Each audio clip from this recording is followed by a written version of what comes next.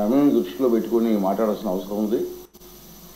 ఎట్టి పరిస్థితులు కూడా ఫైనాన్స్ మినిస్టర్కి రిప్లై అవ్వాలా, దాని తర్వాత చంద్రబాబు నాయుడుకి స్పీచ్ అవ్వాలి. ఇవన్నీ కూడా 1:30 కల్లా కంప్లీట్ చేయాలి. దాన్ని దృష్టిలో పెట్టుకొని మాట్లాడవలసినట్టు కోరుతున్నానండి. ఫస్ట్ క్వశ్చన్ 21 క్వశ్చన్ ఈవేళ పాపం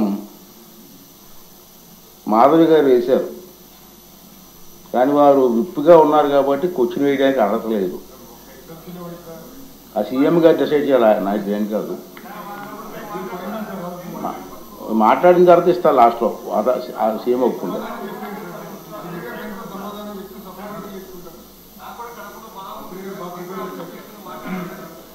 అలాగే సార్, మనకి కొన్ని రూల్స్ ఉన్నాయి కదా, దాన్ని పాటించాలి కదా. నేను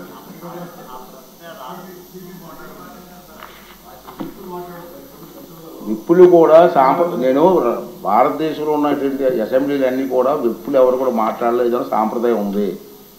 మనం ఆంధ్రప్రదేశ్లో కొత్త సాంప్రదాయం సృష్టించడం మంచిది కాదు. సీఎం గారు మీరు మాట్లాడుకుని నిర్ణయానికి రండి, దాన్ని నేను ఫాలో అవుతా. Please please. సంప్రదాయం ఉన్నాయి సార్, గతంలో మన ప్రభుత్వం ఉన్నప్పుడు 84లో కానీ 85లో కానీ అప్పటి నుంచి కూడా అది చీఫ్ విప్ మాట్లాడేవాడు కాదు, కానీ సార్ విప్పులు మాట్లాడేవాళ్ళు సార్. కాదా క్వశ్చన్ నెంబర్ 22 విప్పులు ఎందుకు మాట్లాడారు? సభ్యులు రాలేదు, ఈ ప్రశ్నకి సమాధానం చెప్పినట్టుగా భావించవలసిందిగా కోరుతున్నాను. క్వశ్చన్ నెంబర్ 23 కార్మిక శాఖ మంత్రి గారు.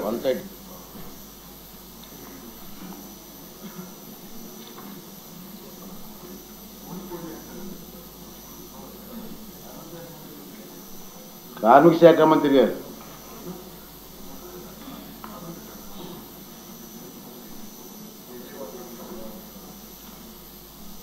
రాధాకృష్ణ గారు రాలేదా? సభ్యులు వచ్చారు.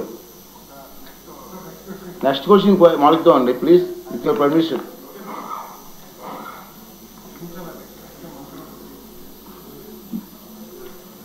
నెక్స్ట్ క్వశ్చన్ 24 రామానాయుడు గారు మంత్రి గారు.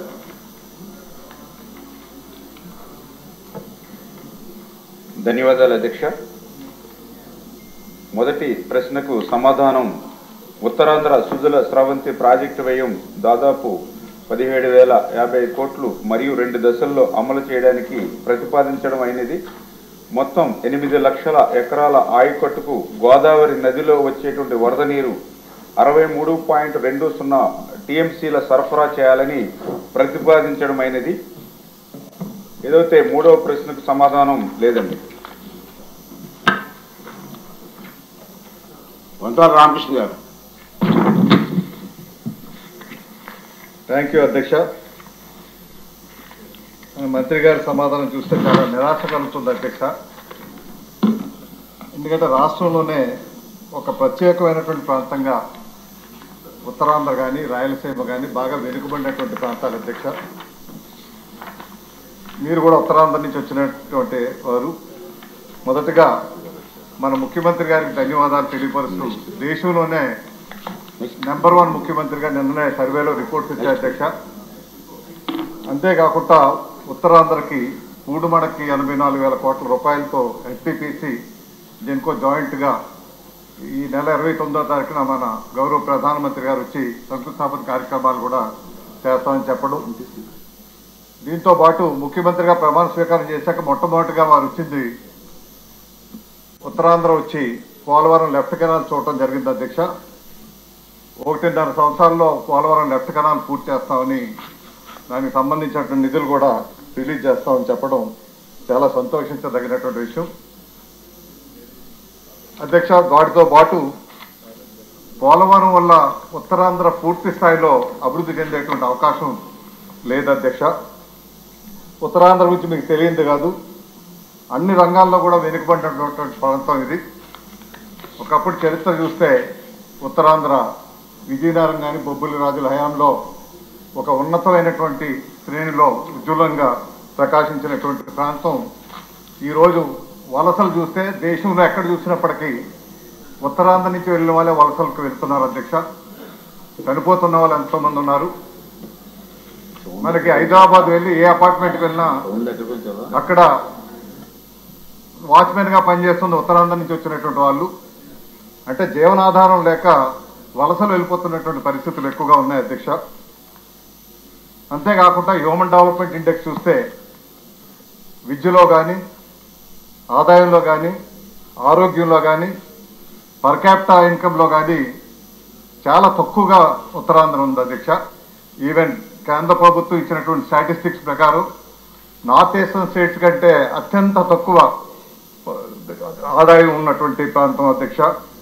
ఉత్తరాంధ్రలో చాలామంది క్యాన్సర్ కానీ, కిడ్నీ వ్యాధులతో చనిపోతున్న సందర్భంలో గతంలో మన డిప్యూటీ ముఖ్యమంత్రి గారు వచ్చి ఉద్దానంలో అక్కడ ఇన్స్టిట్యూట్ కూడా పెట్టడానికి దోహదపడమే కాకుండా చంద్రబాబు నాయుడు గారు హయాంలో వాటి ప్రత్యేకమైనటువంటి వైద్యశాలలు, త్రాగునీటికి కావాల్సినటువంటి సదుపాయాలు కూడా చేశారు అధ్యక్ష. ఒకప్పుడు విద్యల నగరంగా విజయనగరం ప్రకాశిస్తున్నటువంటి తరుణంలో ఈరోజు ఈ రాష్ట్రంలోనే, ఉభయ రాష్ట్రాల్లోనే అత్యంత తక్కువ లిటరసీ రేట్ ఉన్నది విజయనగరం జిల్లా.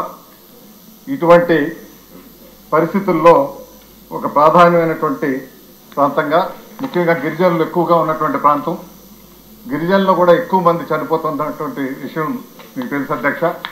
ముఖ్యంగా ఆరోగ్య విషయంలో మీకు గర్భిణీ స్త్రీలు కానీ, చిన్నపిల్లలు కానీ అత్యధిక శాతం చనిపోతున్నది ఉత్తరాంధ్రలో అధ్యక్ష. ఇవన్నీ కూడా ప్రభుత్వం రిలీజ్ చేసినటువంటి స్టాటిస్టిక్స్లో, హ్యూమన్ డెవలప్మెంట్ ఇండెక్స్లో ఉన్నటువంటి అంశాలు అధ్యక్ష. వీటన్నిటికీ కూడా సరైనటువంటి అభివృద్ధి బాటలు తీసుకువెళ్ళాలంటే నీరుని, మనం గోదావరి జలాల్ని పూర్తిగా ఉపయోగించుకునే కార్యక్రమం చేయాల్సినటువంటి అవసరం ఎంత ఉంది అధ్యక్ష. వీటికి గతంలో మనకు స్వతంత్రం రాకముందే సొంటి రామమూర్తి గారు పోలవరం ప్రాజెక్ట్ డిజైన్ చేసినప్పుడు ఇచ్చాపురం వరకు గ్రావిటీ మీద నీరు వెళ్ళేటువంటి అవకాశం ఉన్నప్పటికీ బచావత్ ట్రిబ్యునల్ వచ్చాక హైట్ తగ్గించి 45 మీటర్లు చేశాక మనకి విశాఖ జిల్లా వరకే, అనకాపల్లి వరకే ఆగిపోతుంది అధ్యక్ష గ్రావిటీ మీద వచ్చినటువంటి నీరు. దాన్ని సప్లిమెంట్ చేయాలనేటువంటి ఉద్దేశంతో అప్పుడు 2004-09 గవర్నమెంట్ ఉన్నప్పుడు 2009లో దీని మీద ఒక ప్రాజెక్ట్ తయారు చేసి అప్పుడు ముఖ్యమంత్రి రాజశేఖర రెడ్డి గారు జీవో నెంబర్ 3 ప్రకారంగా 7,214 కోట్ల రూపాయలతో 8 లక్షల ఎకరాలు ఉత్తరాంధ్రలో సాగు అవడానికి కావాల్సిన విధంగా ఏర్పాటు చేయడం జరిగింది అధ్యక్ష. మీకు ఉత్తరాంధ్రలో ఉన్నది 30,000 ఎకరాలు సాగుకి అవసరమైనటువంటి భూమి ఉంటే అందులో 8 లక్షల ఎకరాలకే 10 లక్షల ఎకరాలకి సుమారుగా నీరు చెరువుల ద్వారా కానీ, నదుల ద్వారా కానీ అవుతుంది తప్పితే ఇంకా 24 లక్షల ఎకరాలు ఇంకా నీటికి అందుబాటులో లేకుండా ఉంది అధ్యక్ష. ఈ రకంగా చేయడం, ఆ రోజు కాటన్ ద్వారా ఉభయ గోదావరి జిల్లాలో ధవళేశ్వరం, ప్రకాశం బ్యారేజ్ కట్టడం వల్ల మనకి 4 జిల్లాలు సెంట్రల్ డెల్టా అన్ని రంగాల్లో కూడా అభివృద్ధి సాధించే కార్యక్రమం ఏ రకంగా జరిగిందో ఉత్తరాంధ్ర కూడా ఆ విధంగా అభివృద్ధి చెందాలంటే ఈ ప్రాజెక్టు అత్యవసరంగా చేయాల్సినటువంటి అవసరం ఉంది. దురదృష్టవశాత్తు ఈ ప్రాజెక్టు 2009లో మొదలుపెట్టినటువంటి ప్రాజెక్టు అది ఆగిపోవడం జరిగింది అధ్యక్ష. మళ్ళీ చంద్రబాబు నాయుడు గారు 2014-19లో అధికారం వచ్చినప్పుడు మేమైతే అప్పుడు ఈ ఉత్తరాంధ్ర సుజల సేవంతో కూడా పోరాటం చేశాం అధ్యక్ష. వారు స్పందించి వెంటనే 2,000 కోట్ల రూపాయలతో నిధులు మంజూరు చేసి 2017లో జరిగింది అధ్యక్ష. ఈ ప్రభుత్వం మరి ఎక్కువ నిధులు కేటాయించి ఈ పనులు వెంటనే మొదలు పెట్టేటట్టు కార్యక్రమాలు చేయాల్సినటువంటి అవసరం ఎంత ఉంది అధ్యక్ష. ఇందులో మనకి ఉత్తరాంధ్ర 3 జిల్లాలకి సంబంధించి ఎక్కువగా విజయనగరానికి 3,65,000 ఎకరాలు సాగు అయ్యేటువంటి అవకాశం, విశాఖపట్నం జిల్లాకి అది కలిసినటువంటి పాత జిల్లాలకి మీకు 3 లక్షలు వస్తుంది, శ్రీకాకుళం జిల్లాకి 85,000 ఎకరాలు సాగునీరు వచ్చే అవకాశం ఉంది. అంతేకాకుండా ఉత్తరాంధ్రలో ఉన్నటువంటి 16 నదులు కూడా అనుసంధానం చేసేటువంటి కార్యక్రమంతో ఇచ్చాపురం వరకు కూడా వెళ్తుంది అధ్యక్ష. భవిష్యత్తులో ఇంటర్ స్టేట్స్ కంబైన్ చేసేటప్పుడు మహానది నుంచి ఈ కాలువ ద్వారానే మనం నీరు తీసుకోవడానికి కావాల్సిన విధంగా కేంద్రం నిర్ణయం తీసుకుంటే దానికి కూడా ఉపయోగపడుతుంది అధ్యక్ష. వీటికి మరి మీరు వెంటనే ఈ ప్రభుత్వం శ్రద్ధ తీసుకొని ఇవి ఏవైతే ఉన్నాయో ఇందులో సుమారు 7 రిజర్వాయర్స్ ఉన్నాయి అధ్యక్ష. సుమారు పెదపూడిలో, విశాఖపట్నం జిల్లాలో Pedapudi Bhudevi tank, Veeranarayanam, Tatipudi extension reservoir విజయనగరంలో, అదేవిధంగా కొండగండేరు, మర్రివలస, బూర్జవలసలో 3 రిజర్వాయర్లు, మొత్తంగా 7 రిజర్వాయర్లు వస్తాయి అధ్యక్ష. పుష్కలంగా దీనివల్ల 63 టీఎంసీ నీరు వచ్చే అవకాశం ఉంది. అది కూడా వరద నీరు వాడుకునేటువంటి మంచి అవకాశం. కాస్ట్ బెనిఫిట్ రేషియోలో ఉభయ రాష్ట్రాల్లోనే one of the best lift irrigation ప్రాజెక్టుగా దీనికి పేరుంది అధ్యక్ష.